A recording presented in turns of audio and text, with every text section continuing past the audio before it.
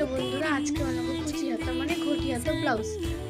তো আমি 51 ইঞ্চি লম্বা আর 7.5 ইঞ্চি চওড়া কাপড়টাকে প্রথমে কেটে নিতে হবে। তারপরে 5 ইঞ্চি বাদ দিয়ে এর মধ্যে মানে কাপড়টাতে কুচি করে নিতে হবে। আর কুচিগুলো ঠিক দেখতে এরকম দিতে হবে, মানে সমান সমান কুচি দিতে হবে।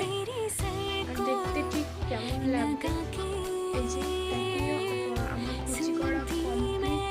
এর মধ্যে এবার আমি পাড়টা বসিয়ে দিলাম আর পাড়ের উপরে চাপ সেলাইটা দিয়ে দেবো, দেখতে আরো সুন্দর লাগবে।